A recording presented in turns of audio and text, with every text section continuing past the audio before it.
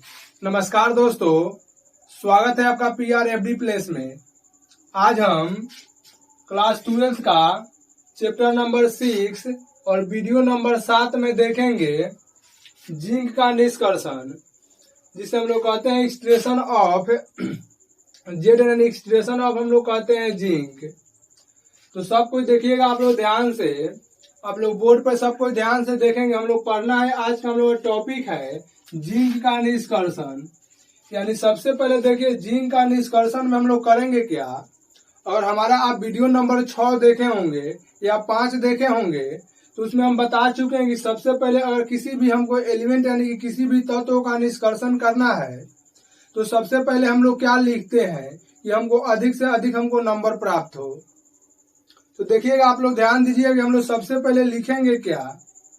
देखिए सबसे पहले हम अगर किसी भी धातु के निष्कर्षण करते हैं तो सबसे पहले हम लोग लिखते हैं कि धातु जो हमारा है यानी जो हमारे पास एलिमेंट है यानी कि जो तत्व है उसका सबसे पहले हम लोग परमाणु संख्या लिखते हैं कि परमाणु संख्या इसका क्या है। उसके बाद हम लोग इसका परमाणु द्रव्यमान लिखते हैं और ठीक उसके बाद इसका संकेत लिखते हैं और उसके बाद हम लोग इसके इलेक्ट्रॉनिक विन्यास को लिखते हैं और संयोजकता को हम लोग लिखते हैं। तो देखिएगा हम लोग यहाँ से लिखेंगे कि जिंक का निष्कर्षण, तो सबसे पहले हम लोग लिखेंगे कि इसका परमाणु जो हमारा संख्या होता है परमाणु संख्या इसका आपका होता है परमाणु संख्या 30, तो लिख लेंगे 30। दूसरा नंबर पे आप लोग लिखिएगा, देखिए मैं बार बार यहाँ पे एक चीज को रिपीट कर रहा हूँ, यहाँ पे आप लोग ध्यान दीजिएगा। और किसी भी धातु का आप लोगों का निष्कर्षण करना होगा तो पहले मुख्य रूप से ये बात हम लिखेंगे। तो पहला नंबर था आपका परमाणु संख्या, तो लिख दिए परमाणु संख्या। दूसरा नंबर में आपका है परमाणु द्रव्यमान, तो लिखेंगे यहाँ पर परमाणु द्रव्यमान। परमाणु द्रव्यमान इसका 65 होता है, तो लिख लेंगे 65। तीसरा नंबर में हम लिखेंगे कि संकेत इसका यानी संकेत जो आपका होता है, लिखेंगे संकेत जो आपका होगा वह आपका जेडन होता है, तो लिख लेंगे जेडन।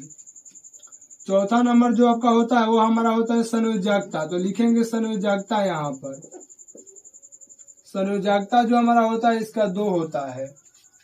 उसके बाद लिखेंगे इलेक्ट्रॉनिक विन्यास यानी इलेक्ट्रॉनिक, लिखेंगे यहाँ पे विन्यास यानी इलेक्ट्रॉनिक विन्यास। देखिए इसका इलेक्ट्रॉनिक विन्यास हमारा इस प्रकार से हुआ कि 1s2 2s2 2p6 3s2। देखिए यहाँ पे हमारा जगह कम है, थोड़ा यहाँ से लिख रहे हैं, फिर इधर से लिखेंगे 3s2 3p6 4s2 और 3d10। जोड़ लीजिएगा आप लोग, 2 और 2 4 हो गया, 4 और 6 10, 10 और 2 12, 6 18 2 20 10 30। देखिए 30 इसका परमाणु संख्या है, यहाँ पे 30 आपका हो गया। उसके बाद इसके बाद हम लिखेंगे इसका मुख्य अयस्क क्या है, तो लिखेंगे यहाँ पर मुख्य अयस्क जो आपका होता है जिंक ब्लेड होता है, तो लिखेंगे जिंक ब्लेड जिसे हम लोग कहते हैं ZNS, तो लिख लेंगे ZNS। देखिए आप किसी भी अगर धातु का निष्कर्षण अगर आप लोग कर रहे हैं तो सबसे पहले मुख्य रूप से 2 2 4 जो 6 बातें हैं उसमें सभी धातु के पहले 6 बातों को हम लोग लिखते हैं। उसके बाद देखिए हम लोग करते क्या है, यहाँ पे लिखेंगे कि सबसे पहले इसके बाद हम लोग लिखेंगे कि जिंक का निष्कर्षण जो हम लोग करते हैं उसके मुख्य अयस्क से करते हैं। तो जिंक का मुख्य अयस्क जो आपका होता है वो आपका जिंक ब्लेड होता है।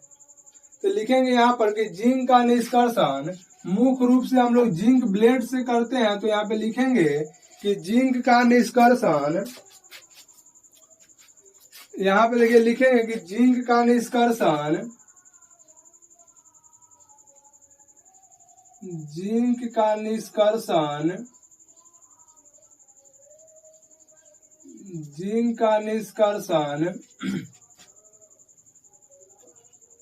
मुख्य रूप से जिंक ब्लेड से किया जाता है। जिंक ब्लेड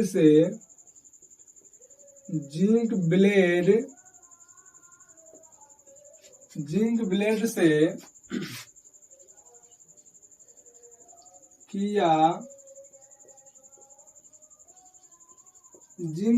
किया जाता है। ठीक है, जिंक का जो आपका निष्कर्षण होता है हम लोग मुख्य रूप से जिंक ब्लेड से करते हैं। अब यहाँ पे हम लोग देखेंगे कि जिंक का निष्कर्षण जो था वह जिंक ब्लेड अयस्कों से किया जा रहा है। तो सबसे पहले देखिए जिंक के निष्कर्षण में हम लोग 1 नंबर में करते हैं अयस्कों का सांद्रण। तो 1 नंबर में यहाँ पे देखिए अयस्कों का जो आपका लिखेंगे यहाँ पर अयस्कों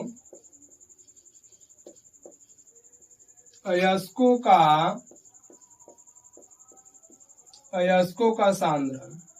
देखिए अयस्कों के सांद्रण 1 नंबर का मतलब हुआ कि जो जिंक का आपका अयस्क जिंक ब्लेड है उसमें कुछ हमारा अशुद्धि उपस्थित होता है जिसको हम लोग सांद्रण यानी कि साफ कर देते हैं। यानी सांद्रण का मतलब होता है साफ करना, तो जिसके सांद्रण के द्वारा उसको हम लोग साफ कर देते हैं, अशुद्ध जो हमारा अयस्क होता है उसको प्राप्त करते हैं। तो 1 नंबर में देखिए सांद्रण के आप लोगों को हम 5 विधियां बताए होंगे, जिसमें 1 नंबर हम लोग जिंक के निष्कर्षण में प्रयोग करेंगे, यानी A नंबर में हम लोग प्रयोग करेंगे। सबसे पहला जो है गुरुत्वीय पृथक्करण विधि, लिखेंगे यहाँ पे गुरुत्वीय पृथक्करण विधि, तो लिख लेंगे यहाँ पे गुरुत्वीय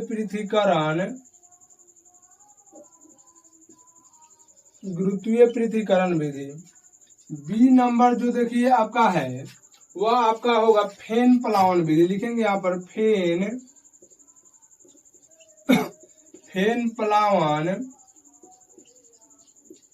प्लावन विधि।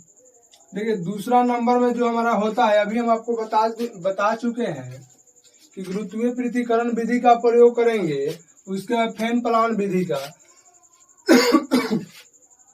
उसके बाद देखिए 2 नंबर में जो हमारा होता है 2 नंबर में हम लोग सांद्रित अयस्क, यानी देखिए इस अयस्क का हम लोग सांद्रण किए हैं, तो सांद्रण करने के बाद जो हमारा अयस्क प्राप्त होता है हम लोग उस अयस्क को कहते हैं सांद्रित अयस्क। तो हम लोग अब दूसरा नंबर में करेंगे सांद्रित अयस्क का भर्जन, यानी कि सांद्रित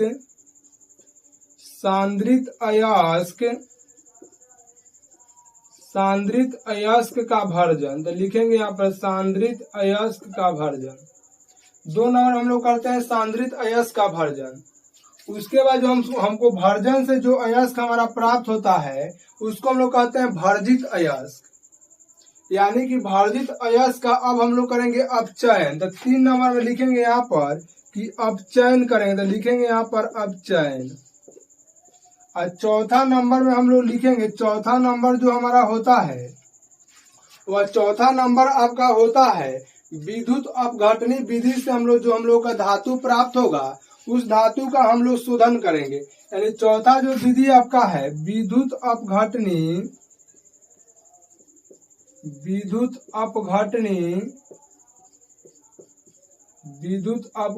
विधि, तो लिखेंगे यहाँ पे विद्युत अपघटनी विधि। तो आप इतना को पहले क्या करिएगा कि इतना को आप लोग पहले स्क्रीनशॉट लीजिएगा, उसके बाद हम लोग एक एक को हम लोग अध्ययन करेंगे। तो आप इतना को पहले स्क्रीनशॉट लीजिएगा,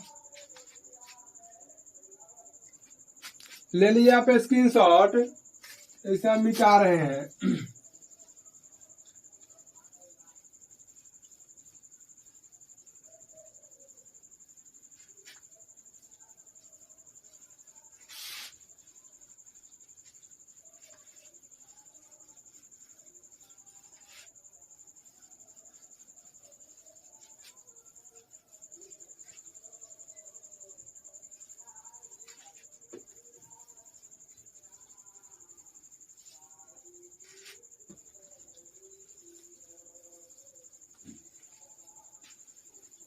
देखिए 1 नंबर जो हमारा है वह आपका है कि गुरुत्वीय पृथक्करण में, तो लिखेंगे यहाँ पर गुरुत्वीय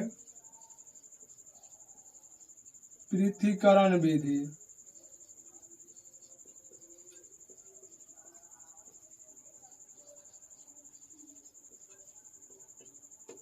एक नंबर में हमारा देखिए गुरुत्वीय पृथक्करण विधि। देखिए हम अपने वीडियो नंबर 6 में और इसको 5 में बता चुके हैं कि गुरुत्वीय पृथक्करण विधि, लगभग इसको 5-6 बार हम बता दिए कि गुरुत्वीय पृथक्करण विधि होता क्या है। तो देखिएगा आप लोग गुरुत्वीय पृथ्वीकरण विधि होगा हमारा क्या। तो ये गुरुत्वीय पृथ्वीकरण विधि में हम लोग मुख्य रूप से करते क्या है, अयस्क चूर्ण को हम लोग जल के धारा के साथ धोते हैं, और जल के धारा के साथ धोने के साथ हमारा होता क्या है कि जो हमारा अयस्क चूर्ण होता है उसमें हमारा जो अशुद्धि होता है उसका घनत्व आपका कम होता है, जिसके कारण वह जल के धारा के साथ वह बाहर चला जाता है, और जो हमारा शुद्ध अयस्क होता है उसका घनत्व अधिक होता है, जिसके कारण वह बर्तन के पेंदी में या समतल सतह जो अगर यह प्रक्रिया समतल सतह पर कर रहे हैं तो यह समतल सतह पर बैठ जाता है शुद्ध अयस्क अधिक घनत्व होने के कारण, या बर्तन के पेंदी में बैठ जाता है। तो इसको हम लोग पहले देखिए लगभग 4-5 बार पढ़ चुके हैं, उसके बाद भी हम लोग इस विधि को एक बार फिर से हम लिख रहे हैं। तो आप लोग ध्यान दीजिएगा, यहाँ पे लिखेंगे हम लोग कि इस विधि में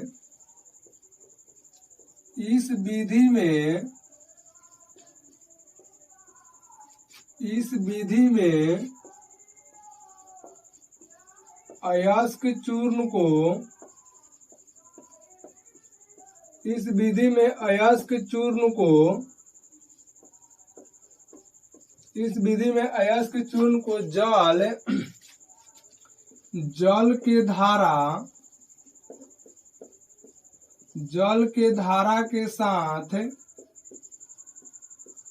जल के धारा के साथ धोया जाता है,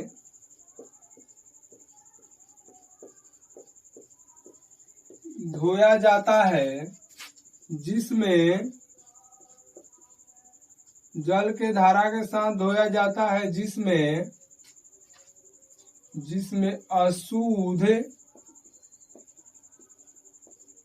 अशुद्ध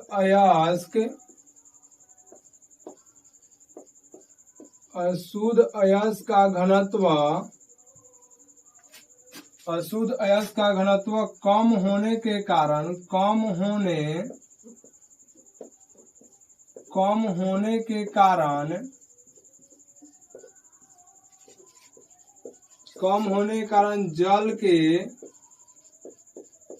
जल के धारा के साथ बाहर चला जाता है, और शुद्ध अयस्क लिखेंगे यहाँ पर कि और शुद्ध अयस्क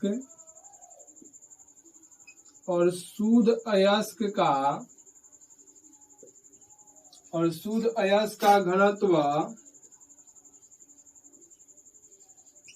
अधिक होने के कारण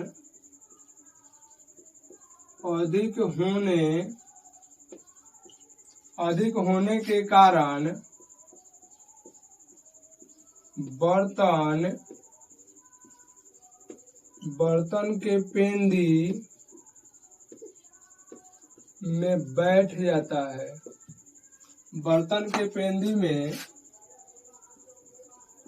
बैठ जाता है, तो एक नंबर आपका यही था गुरुत्वीय पृथ्वीकरण विधि। यानी देखिए इस विधि में हम लोग कह रहे हैं यहाँ पर कि इस विधि में अयस्क चूर्ण को जल के धारा के साथ धोया जाता है, जिसमें अशुद्ध अयस्क का घनत्व कम होने के कारण जल के धारा के साथ बाहर चला जाता है। जल का घनत्व जो हमारा होता है सौरिया में जो अशुद्ध अयस्क का हमारा घनत्व होता है वह कम होता है, जिसके कारण वो जल के धारा के साथ बाहर चला जाता है, और जो हमारा शुद्ध अयस्क का घनत्व होता है वह अधिक होता है, जिसके कारण यहाँ पे बर्तन के पेंदी में हमारा शुद्ध अयस्क बैठ जाता है। यह आप लोगों को मैं उम्मीद करता हूँ कि आप लोगों को समझ में आता होगा। तो दूसरा नंबर देखिए जो हमारा विधि था, हम लिखेंगे यहाँ पे 2 नंबर में जो विधि हमारा था यहाँ पे लिख रहे हैं। आप लोग यहाँ से मत लिखिएगा, हमारे पास कुछ जगह कम होने के कारण हम लोग 2 नंबर यहाँ पे लिख रहे हैं। आप लोग इसके नीचे से लिखिएगा 2 नंबर। तो 2 नंबर जो हमारा था फेन पलावन विधि था, फेन पलावन विधि। देखिए ऐसे हम इसको लिखवा चुके हैं, लेकिन फिर से एक बार हम लोग इसको पढ़ेंगे। देखिए फेन प्लान विधि में हम आप लोगों को बता चुके हैं कि एक बड़ा सा टैंक होता है जो जल से आपका भरा होता है, और उस टैंक में हम लोग अयस्क चूर्ण और पाइन को तेल को आपस में मिलाकर उस टैंक में डालते हैं, और उसके बाद हम लोग तेज हवा का झोंका प्रवाहित करते हैं, यानी तेज हवा का धारा हम लोग प्रवाहित करते हैं। तो तेज हवा का धारा या झोंका को प्रवाहित करने से होता क्या है कि अयस्क चूर्ण जो हमारा होता है, उस अयस्क चूर्ण में हमारा जो अशुद्धि होता है उसका घनत्व तो अधिक होता है, जिसके कारण वह बर्तन के पेंदी में बैठ जाता है, और शुद्ध जो अयस्क होता है उसका घनत्व तो कम होता है, जिसके कारण वह झाग के रूप में जो हमारा जल होता है जल के सतह यानी जल के ऊपर तैरने लगता है, और वह उस झाग को हम लोग क्या करते हैं, छान कर बाहर निकाल लेते हैं। यानी कि शुद्ध अयस्क जो होता है वह झाग के रूप में हमारा ऊपर चला आता है, जिसे हम लोग छान कर बाहर निकाल लेते हैं। तो देखिएगा हम यहाँ पे लिखेंगे कि इस विधि में इस विधि में लिखेंगे इस विधि में एक बड़ा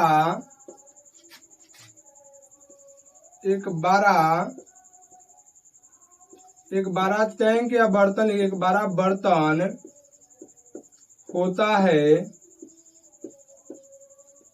एक बड़ा बर्तन होता है जो जल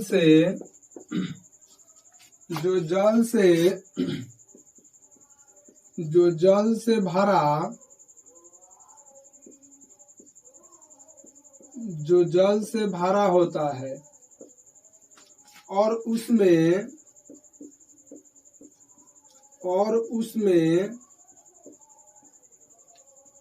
अयस्क चूर्ण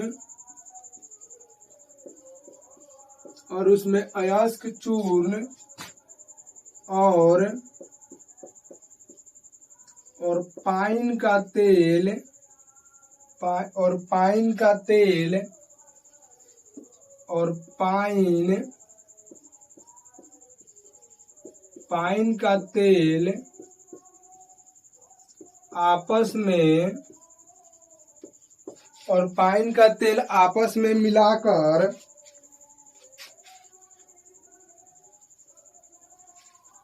लिखेंगे यहाँ पर, और पाइन का तेल आपस में मिलाकर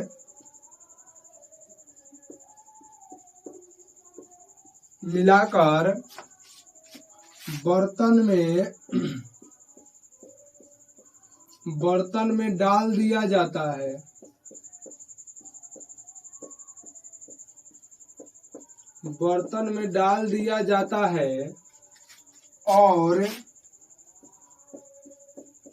और तेज हवा का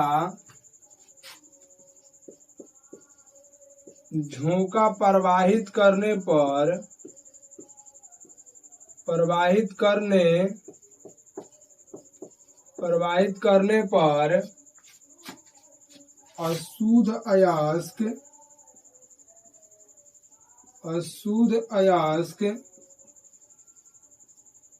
अशुद्ध अयस्क का घनत्व अधिक होने के कारण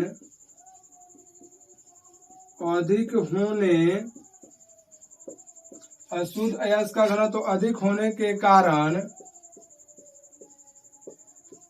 बर्तन के पेंदी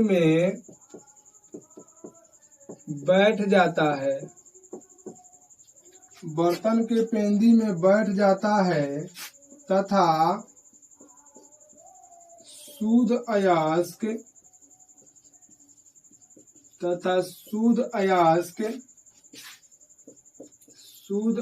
का घनत्व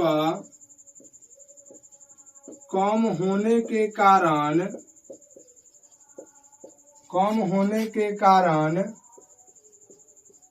झाग के रूप में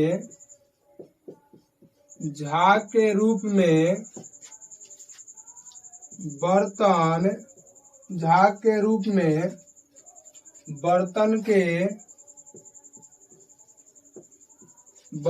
के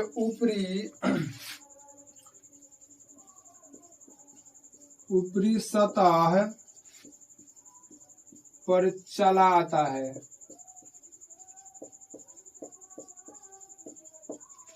जिसे छानकर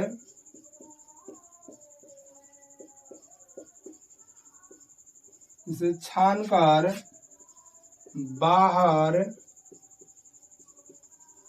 निकाल लेते हैं। एक बार देखिए आप लोग सब कुछ, फिर से हम एक बार इसको देखेंगे। कह रहे हैं यहाँ पे फैन प्लावन विधि। देखिए इस विधि में हमारा एक 12 सा टैंक या 12 सा बर्तन होता है, और इस बर्तन में हम लोग क्या करते हैं, यानी कि यह बर्तन जो होता है यह बर्तन जल से आपका भरा होता है, और इस बर्तन में हम लोग करते क्या है कि अयस्क चूर्ण और पाइन का तेल को आपस में मिलाकर इस बर्तन के अंदर डाल देते हैं। देखिए यहाँ पे लिखे हैं कि और इसमें अयस्क चूर्ण और पाइन के तेल को आपस में मिलाकर बर्तन में डाल दिया जाता है, और उसके बाद तेज हवा के झोंका प्रवाहित करते हैं, और तेज हवा के झोंका प्रवाहित करते हैं, यानी करने पर हमारा अशुद्ध अयस्क का जो घनत्व होता है वह अधिक होता है, जिसके कारण वह देखिए बर्तन के पेंदी में बैठ जाता है। और शुद्ध अयस्क जो आपका होता है उसका जो घनत्व आपका होगा वह कम होता है, जिसके कारण वह बर्तन के ऊपरी सतह पे चला जाता है, और हम लोग उसे क्या करते हैं कि उसे छान कर बाहर निकाल लेते हैं। तो आप लोग इतना को स्क्रीनशॉट लीजिएगा, और इसके बाद का जो टॉपिक है उसको हम लोग फिर से अध्ययन करेंगे। तो आप इतना को पहले क्या करेंगे कि स्क्रीनशॉट लीजिएगा। ले लिया आप स्क्रीनशॉट, देखिएगा इसे हम मिटा रहे हैं।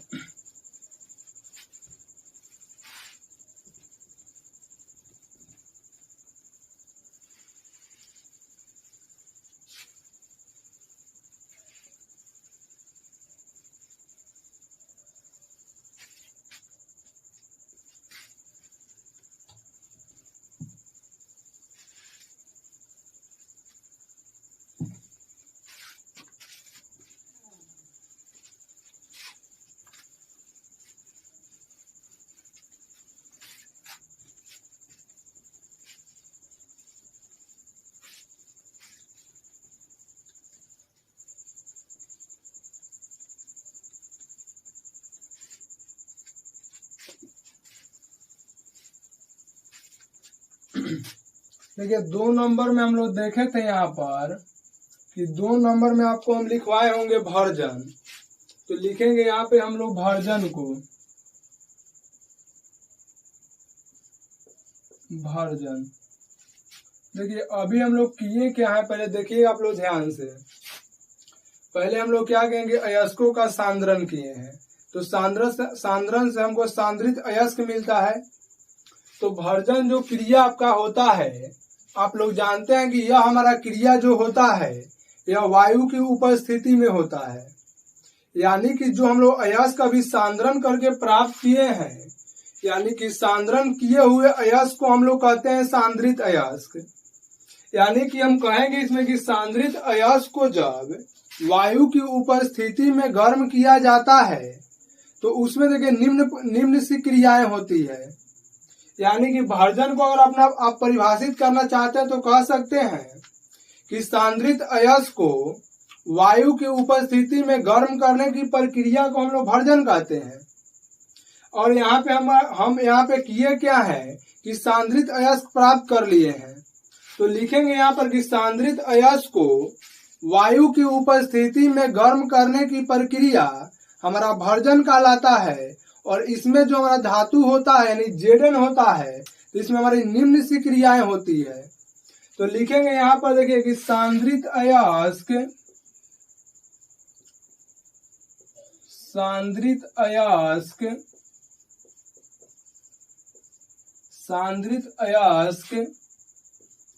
को वायु की उपस्थिति में गर्म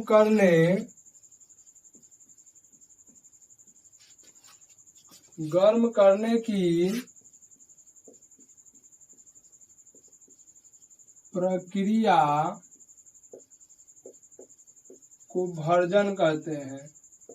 गर्म करने की प्रक्रिया को भर्जन कहते हैं। देखिए भर्जन में आपका निम्न प्रकार की अभिक्रिया होगा। तो देखिएगा हम लोग सबसे पहला जो आपका अभिक्रिया होता है वह आपका इस प्रकार से होगा। तो हम लोग देखेंगे सबसे जो पहला हमारा अभिक्रिया है भर्जन में, तो आप लोगों को यह समझ में आ रहा है कि सांद्रित अयस्क को हम लोग वायु की उपस्थिति में गर्म करते हैं और गर्म करने की यह जो प्रक्रिया होता है उसी को हम लोग कहते हैं भर्जन। अब देखिए यहाँ पे भर्जन में होता क्या है, सबसे पहला अगर हम लोग एक नंबर में अगर रिएक्शन देखेंगे तो हमारा यहाँ पे होता है 2ZNS प्लस यहाँ पे हमारा हुआ 3O2। तो यहाँ से देखिए रिएक्शन के दौरान हमारा बनता क्या है 2ZNO और प्लस हमारा SO2 बनता है। यानी कि इसको बैलेंस कर लीजिए आप लोग। तो 2S यहाँ पे है तो यहाँ भी 2 लिख लेंगे यानी 2SO2। इसको हम लोग गर्म करते हैं, ये हमारा उड़ जाएगा। उसके बाद देखिए आपको प्राप्त होता है Zn यानी कि जिंक का आपका ऑक्साइड प्राप्त हो जाता है। दूसरा देखिए जो इसमें रिएक्शन होता है हमारा होता है ZNS और प्लस यहाँ पे 2O2 और इसको हम लोग गर्म करते हैं तो हमको मिल जाता है ZnSO4। यहाँ पे बैलेंस करिएगा, ठीक है आपका ZnS तो S, उसके बाद O4 तो O4, ऑक्सीजन 4 है तो 4 लिख देंगे। देखिए इस तीसरा रिएक्शन जो हमारा होता है 2ZnSO4 होता है। इसको हम लोग गर्म करते हैं तो हमें मिल जाता है यहाँ पे आपका कि 2ZN, 2 ऐसे लिखेंगे 2ZN और उसके बाद यहाँ पे S प्लस SO2 और प्लस आपका O2 मिल जाता है। दोनों आपका उड़ जाएगा यानी SO2 और O2 जो आपका हुआ है दोनों आपका उड़ जाएगा। यानी एक बार देख लेंगे हम लोग कि 2ZN है और उसके बाद S प्लस SO2 और प्लस O2 तो O2, ये तीनों दोनों आपका उड़ जाएगा। और यहाँ से देखिए हमारा ZnS प्राप्त हो गया। अब यहाँ पे हम लोग देखिए देखेंगे कि 2ZN, यहाँ पे 2ZnSO2 यानी O यहाँ पे जिंक का ऑक्साइड आपको प्राप्त होगा। उसके बाद कह रहा है आपका कि SO2 यानी कि आपको प्राप्त हो जाएगा। यहाँ पे लिखिएगा 2SO2 प्राप्त होगा, उसका O2 हो जाएगा। इसको बैलेंस कर लीजिएगा, 2 दूना 4, 4 2 6 2 8, ठीक है। आपका Zn आपका 2 तो 2 है, सल्फर आपका 2 तो सल्फर 2 है, ठीक है। यहाँ पे इस प्रकार से होगा, मिस्टेक से यहाँ पे S लिखा गया था। यहाँ पे देखिए होगा आपका O होगा यानी कि जिंक ऑक्साइड प्राप्त होगा। देखिए 2 नंबर हम लोग अभी लिखे थे यहाँ पर कि भर्जन। तीसरा नंबर में देखिए हम लोग लिखे थे अपचयन। तो लिखेंगे हम लोग अपचयन।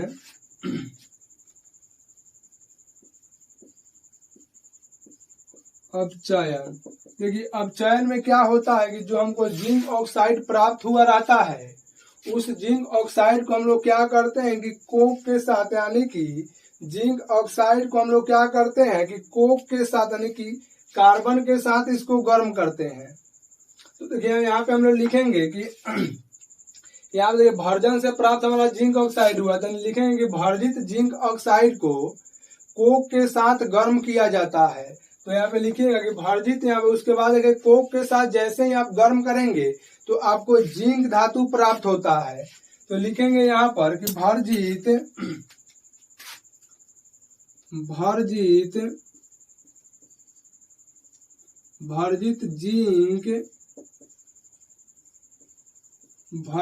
जिंक ऑक्साइड को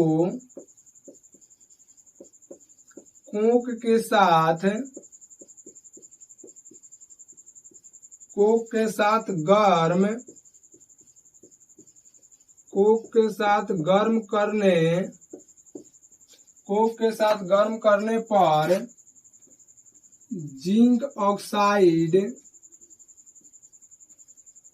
जिंक ऑक्साइड नहीं, जिंक का धातु यानी जिंक हमें प्राप्त होता है। जिंक धातु वाष्प के रूप में आपको प्राप्त होगा। वाष्प के रूप में प्राप्त होता है। देखिएगा यहाँ पे आप लोग बोर्ड पर देखिए जिंक ऑक्साइड है तो लिख देंगे Zn, और उसके बाद लिखेंगे यहाँ पर कि Zn जो आपका है जिंक ऑक्साइड को कोक के साथ आप लोग गर्म करेंगे तो प्राप्त हो जाता है Zn, जो आपका होगा वाष्प के रूप में। अब प्लस आपका CO जो होगा ये हमारा उड़ जाएगा इसको हम लोग गर्म करेंगे। देखिए यह हमारा जो Zn है यह हमारा वाष्प के रूप में, तो लिख लेंगे वाष्प के रूप में है। और इसको हम लोग क्या करेंगे कि ठंडा करेंगे। ठंडा करने पर हमको जिंक धातु प्राप्त हो जाता है, तो लिख लेंगे यहाँ पे जिंक धातु। देखिएगा आप लोग फिर से समझ लीजिएगा यहाँ पर। अब चयन को भर्जित अयस्क जो हमारा होता है, भर्जित जो जिंक ऑक्साइड होता है उसको कोक के साथ हम लोग गर्म करते हैं, और गर्म करने के बाद हमें जिंक ऑक्साइड, यानी कहने का मतलब हुआ कि जिंक ऑक्साइड और कोक को साथ में गर्म करेंगे तो हमको जिंक प्राप्त होता है वाष्प के रूप में। और इस वाष्प को हम लोग ठंडा करते हैं तो जिंक का हमें धातु प्राप्त होता है। लेकिन यह धातु जो होता है मुख्य रूप से शुद्ध जिंक का धातु नहीं होता है, जिसके कारण हम लोग अगला जो विधि है विद्युत अपघटनी विधि का हम लोग प्रयोग करते हैं। तो आप पहले इतना को स्क्रीनशॉट लीजिएगा, उसके बाद का जो हमारा टॉपिक है उसको हम लोग देखेंगे। ले लिया आप स्क्रीनशॉट, देखिएगा इसे हम लोग मिटा रहे हैं।